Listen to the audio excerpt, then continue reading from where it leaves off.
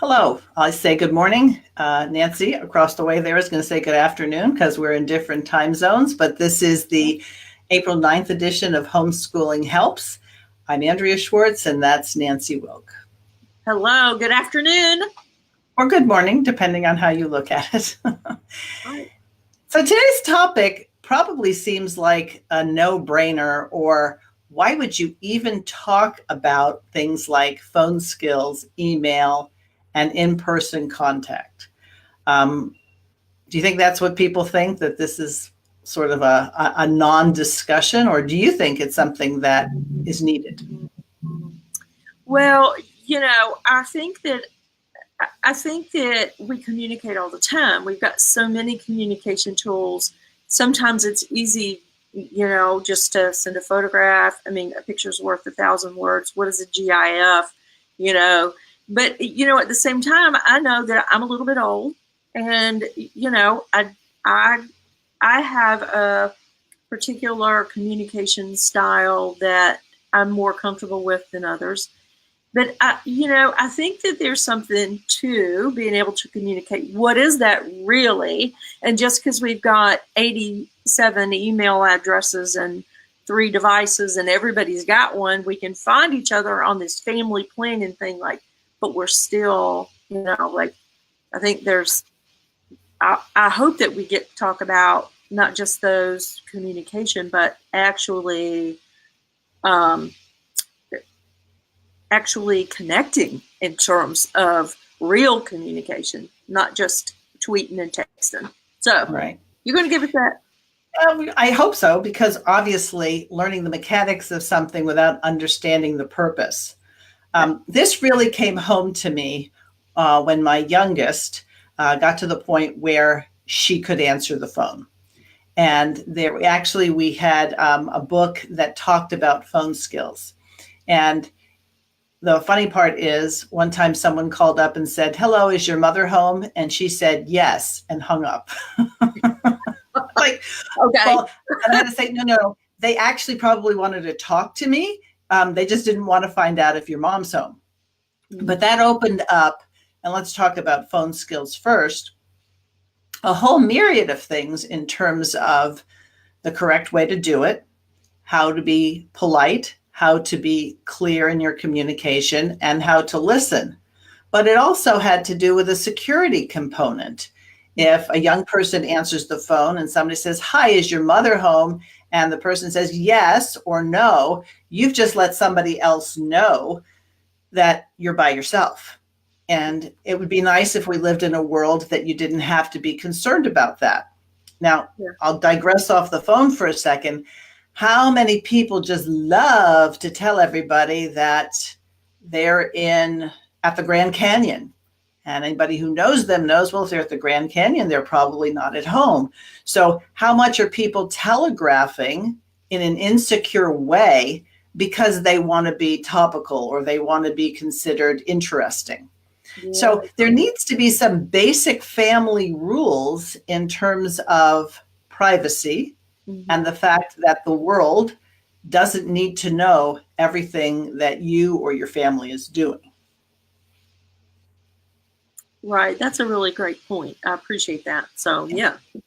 So, for example, a standard way to teach, and when you're homeschooling, I should say this, the kids are home, right? Mm-hmm. So during homeschool hours, when you're actually trying to get academic work done, there should probably be a policy in place that either you have your answering machine or your voicemail operational, and you don't knee-jerk just because someone's trying to call you, especially in a day where you have all these telemarketing or this robocalls, that you stop what you're doing, you pick it up, and it's either somebody soliciting something or it's just a recording that's acting like it's really talking to you. So the discipline of not interrupting your day because someone's calling you. Now, obviously, within the context of family, if you want to stay in touch with your parents, you want to stay in touch with grandparents, or you want to stay in touch with brothers and sisters, people who are out, there are other ways to do it now that weren't available 20 years ago. So you could text somebody and say, "I need your help," or "I need a question answered," or whatever it is. But we've got to get away from that just because something is incoming that we have to stop. Right. one of the things that we can do with the cell phones now is you can silence them except to let certain callers through. So you could let dad's call come through anytime, or grandma's call come through. Exactly. So a standard way is, first of all, to establish what it is you want. Do you want your children to answer the phone? If you don't want certain children to answer the phone, then make that a requirement, kind of like some people just don't let their children turn on the television at any time, or they limit the amount of screen time, or you just don't have free reign of the pantry or the refrigerator. So there are going to be family rules that are going to be unique to you. But when somebody calls up and says, hello, can I speak to such and such? Instead of saying, sure, Mom, somebody wants to talk to you. Who may I say is calling? What is this about? And if somebody says, is such and such a person your mother? Who is calling? What is this about? And you can practice this with your children so that you can try to throw them off and point out, okay, now see, I just asked you a bunch of different questions. You gave me the information I wanted, but you didn't maintain what we said would be the script. And it might even be a good idea next to the phone, especially if the child can read, to have a script that is followed. And that allows for you to not so much, and you don't want to be rude. You don't want to say, hi, who's this? Why are you calling me? Or something like that. Right. So number one, it's totally appropriate to screen. It's totally appropriate to have a message.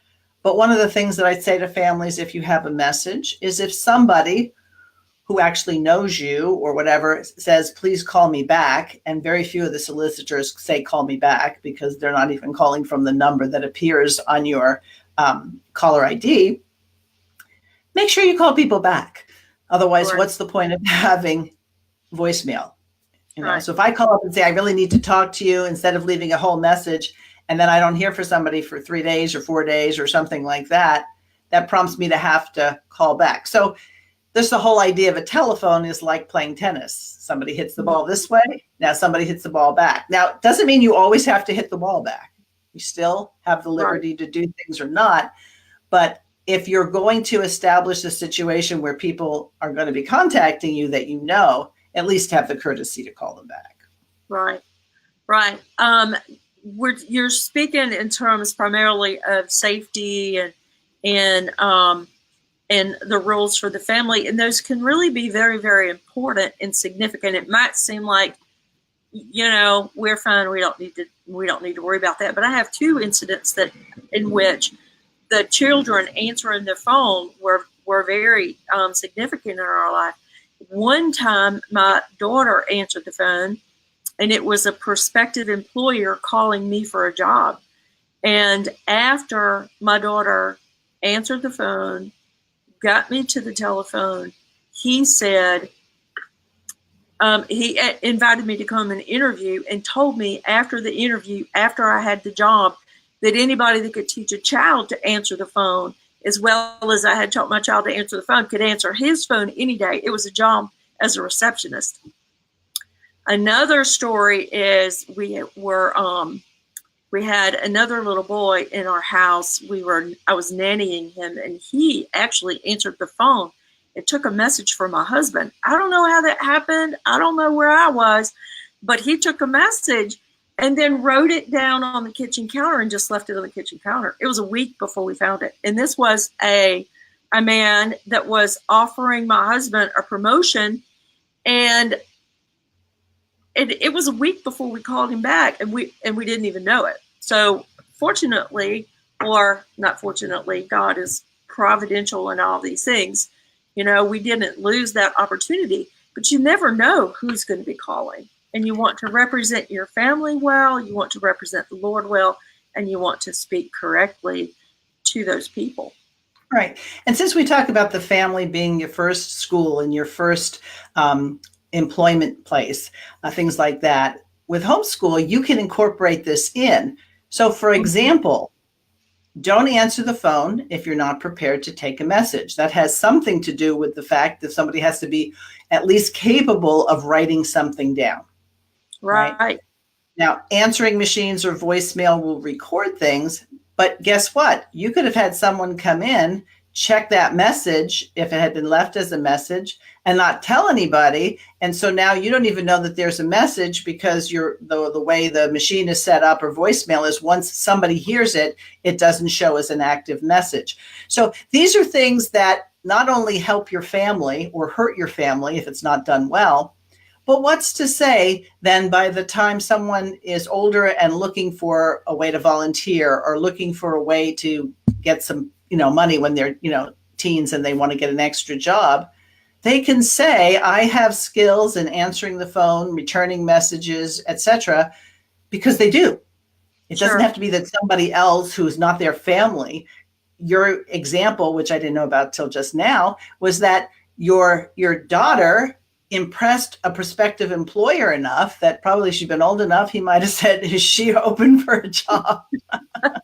She was only 6 years old, Well, I guess she wasn't. But as a child, really as a child, she could do that very well. So this would be the sort of thing that you could practice with your children, and then be in a position to try to monkey wrench it and see if you can throw them off. If you have done that, then somebody who's trying to get information is who's home or not, or somebody who's trying to get information for some other reason, that you don't have to disclose whether someone's home. My daughter, who, would hang up when, is mom home? Yes, and hang up. Sometimes once we got past that, I had to get her to say, okay, now you don't have to tell somebody if your mom is at home. Well, you don't want me to lie. I said, you turn the question around. You just say, who may I say is calling? And then instead of saying, oh yeah, my mom is home, you say, hold on, please. And most phones today have the ability to mute. And then you find out, does your mother want to talk to this person or not? If you're going to come back on the phone and say, please call back, tomorrow at such and such time, or she's not available right now. And see, even if your parent is not home, he or she is not available right now is accurate. So we don't want to tell children just lie to people, because that's not a good practice. But there are ways in which we can say things so that we're being accurate, but we're not divulging things. Right. Because you don't want your kids to say, oh, she's in the bathroom, or she's cutting a chicken, or she's changing the baby's diaper, whatever it is. You just want them to be able to properly communicate that mom's not available, but your call is important. That's one of the things that we do tell our children is when we're talking about communication in person, that your words are important. What you're saying is important to me, and I want to hear it. So I'm sure that we're going to get to that in just a minute, but So now the flip side, okay, that was incoming. What about outgoing? How do you, in a polite, mature way, make a call? So if I said to one of my children, I need you to schedule dog grooming for the dog. Okay, these are the hours we can do it. These are the possibilities. Call up and schedule it. Well, that used to be like, I don't know if I can do it. Sure, you can do it. Let's practice how you could do this. You'll find that you end up with a lot of help because now somebody knows how to do something. We ran into problems, of course. A person called up, scheduled the appointment, and scheduled at a time that we couldn't come because I had failed to say, okay, these are the times we could come. So find something within there. And think of all the skills that's incorporating. It's incorporating being able to record something properly, good handwriting so I can read it later, knowing how long something's going to take. So if something's going to take 3 hours, then you have to make sure that you could be available at the end of 3 hours to go ahead and do it. So these are very practical skills that unfortunately very few people know. Right. But they're very practical skills that they need. Sure. They need to know how to do. And it just seems like there's so much stuff that's automated right now that we really have lost some of those really basic and foundational things. We actually have a landline in our building, and that is surprising to people that you can still have those things, and we do. And so another thing that I certainly was taught, and I think it often is the mark of homeschooling families, is that when a young person is talking to an adult, don't assume you can call that adult by his or her first name. Oh, right. Mrs. This, Mr. That, Miss This, whatever. And the point is, somebody might say, oh no, you can call me such and such. Well, a young child or an older child should be hesitant about calling an adult who's 50 years, 30 years older by their first name. That used to be something, even amongst adults, that people would have to say, please call me by my first name, as opposed to just assuming that you could call somebody by their first name. Now, obviously, if you're calling a business and they say, hi, this is Sally, you say, hello, Sally, such and such, but you always speak with respect. And even if you don't get the answer you want, learn how to be forceful and direct without being rude. Yes. And this is something that can be practiced. And the practice and the role playing can actually be kind of fun, because you can make it so that there will be situations that you give your children to have to encounter. And a lot of them will say, oh, this would never happen. Yeah, they happen. Yeah. That brings up an important, thing. That is, I grew up in the South in a culture where you said, yes, ma'am. You said, no, sir, to everybody. It was absolutely expected as a term of honor and respect. And you had to really, really be a grown up before you called somebody by their first name.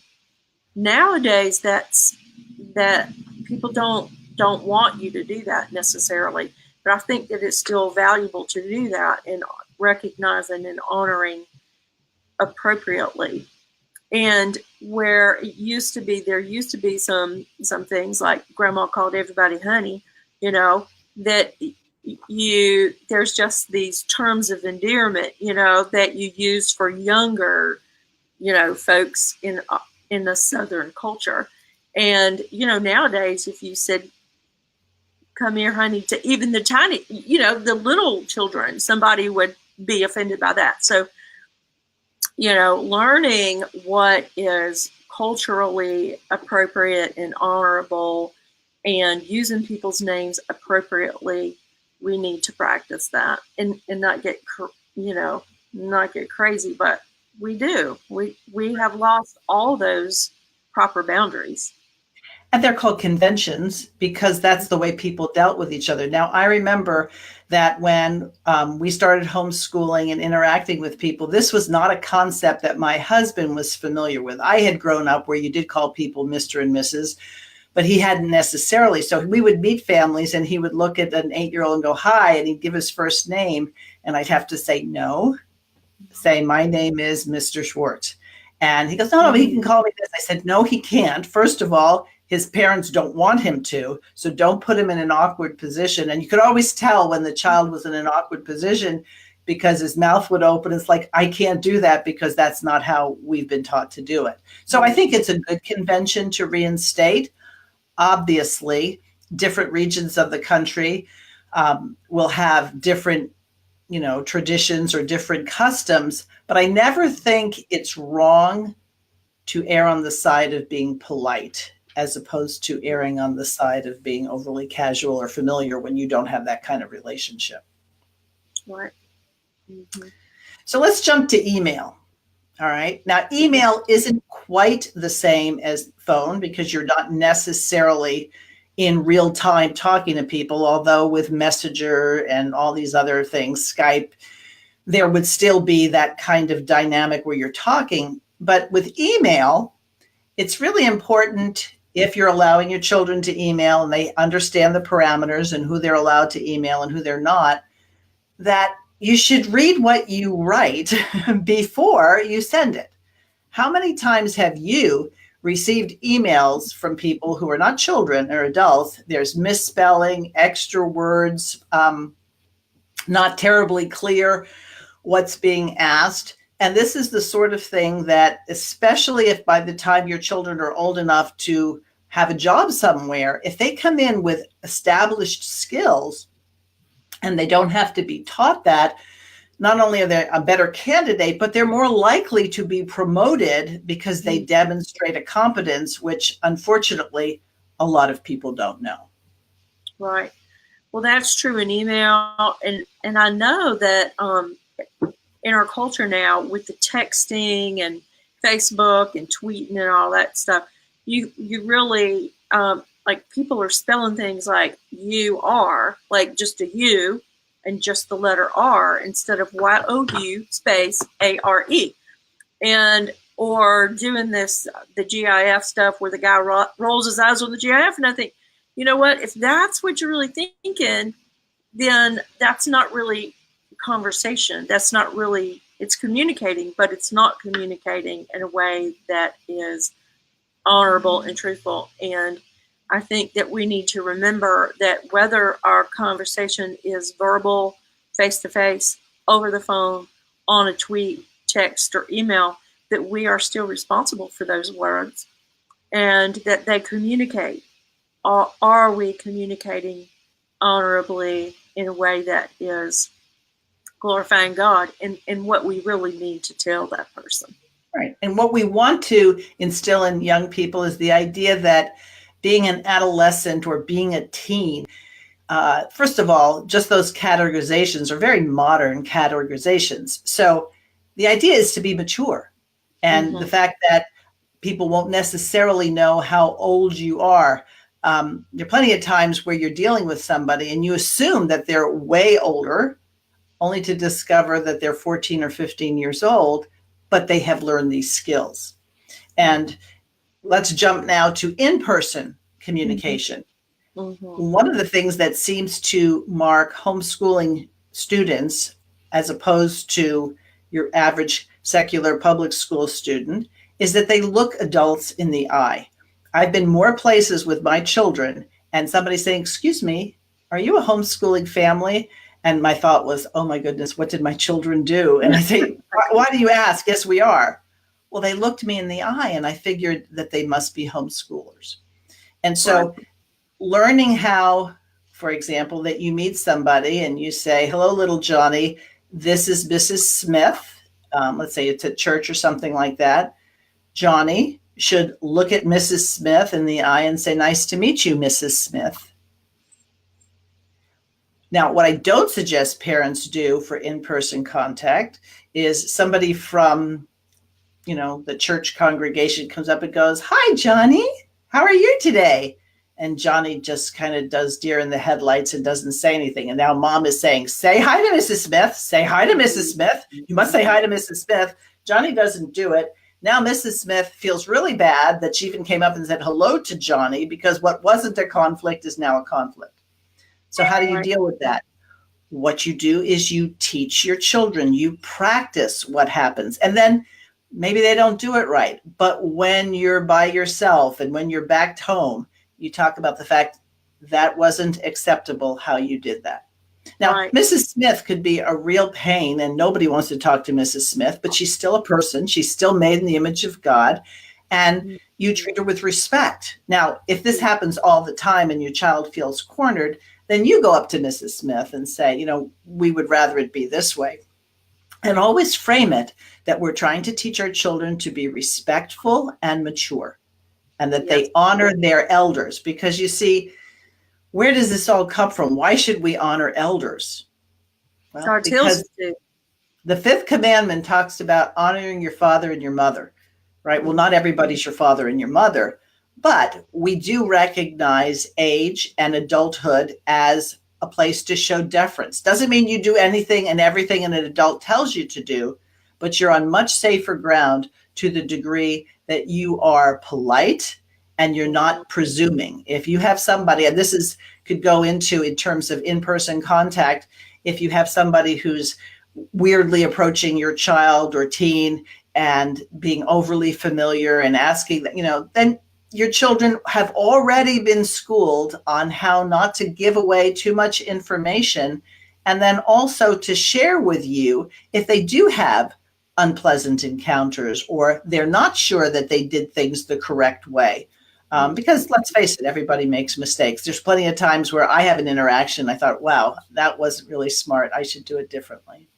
Yeah, yeah. Well, the place to practice that is at home, and I have had lots of opportunity where children have not learned those good social skills yet. We call them soft skills, and they're called soft skills in the business. Being able to shake somebody's hand and look at them in the eye and follow through with instructions, those kind of things.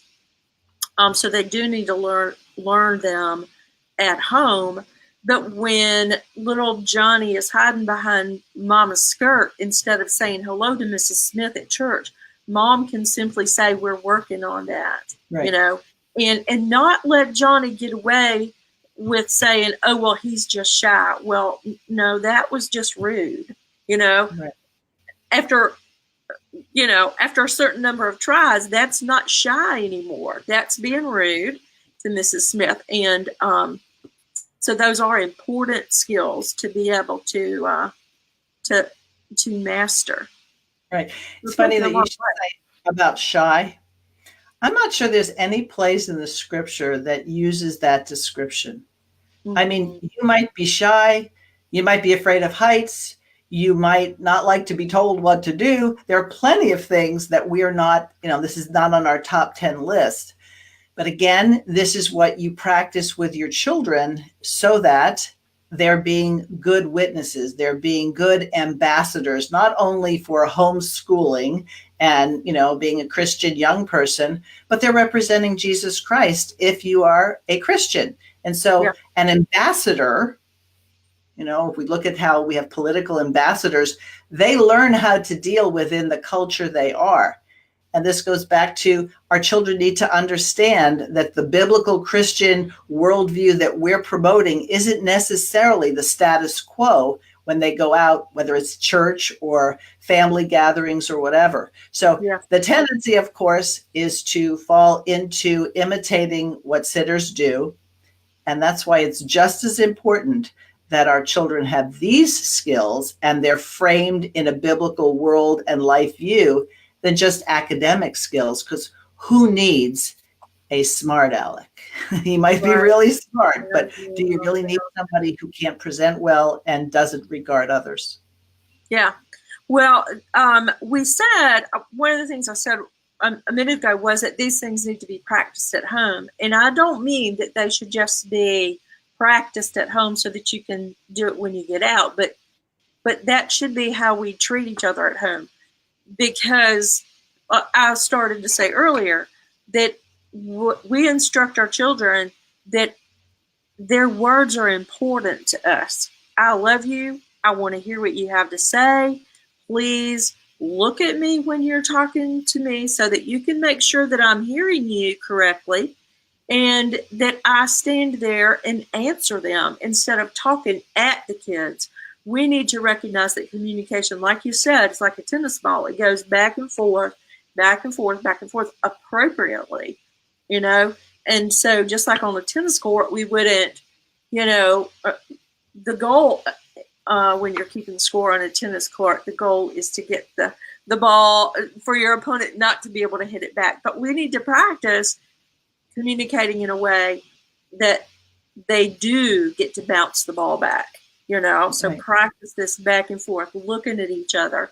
If it's hard to look at somebody in the eye, we just practice looking at your mouth. At least let me see your face so that I know you're talking to me, And so speak so you can be heard, not mumble as a way in which to get out of it.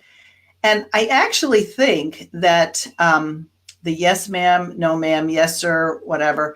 These are good practices because what it does is even if you don't necessarily remember the person's name or you're not going to say their name over and over again, it shows respect. And if you're going to say yes, sir, right, then that means that you've listened enough to know what's being said. And that's the other thing. We talked about being able to write down a message that comes in over the phone. Well, people might communicate to you directly. So another good practice is to give your children a series of instructions and then say, okay, say back to me what I just said. And my experience was they maybe remembered the first thing you said and had tuned you out, or remembered the very last thing you said. And so a good practice is, okay, I want you to do this. And then mom's gone out. I want you to do this. Then I want you to do this. And then I want you to do this. And only when you have those three things done, can you do this? Okay. Yeah. Tell me what I just said. Well, you said that I have stuff to do. No.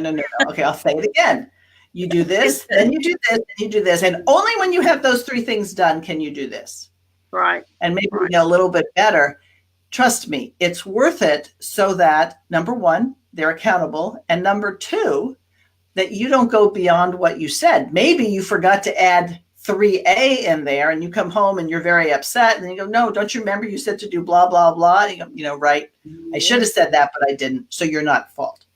So what we're really talking about is training good communication. And trust me, it's so more important than whether or not you can do geometric theorems or whether or not you know all the dates of the Tudor and the Stuart kings of England. You know, depending on what you do in life, you might need to know those things, but you'll always need to be a good communicator in your marriage, with future in-laws, with neighbors, with employers, with fellow employees. Right.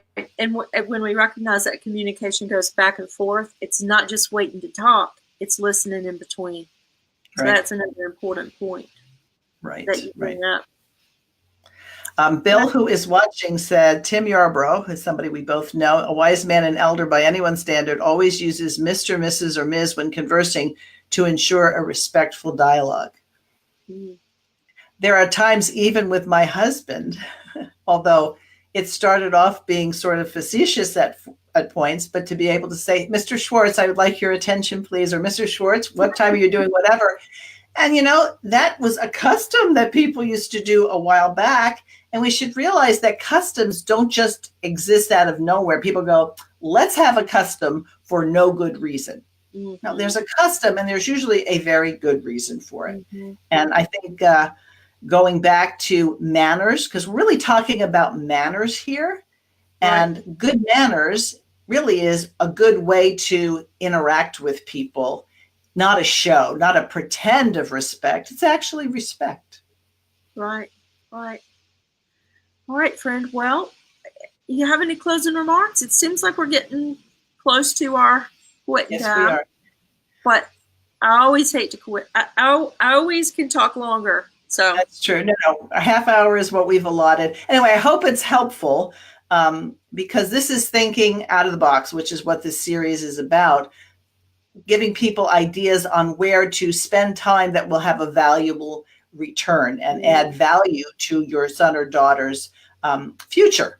And I think that once these skills are sort of developed, a great way for them to practice it is in terms of volunteer style activities. If there's, if the church needs somebody to watch the phones while the church receptionist is taking a lunch break, when it comes time to meeting people for the first time, if you're doing nursing home ministry or whatever it is, how valuable to have your children know how to relate in all forms of communications, whether it's on the phone, in person, or in written communication. Right.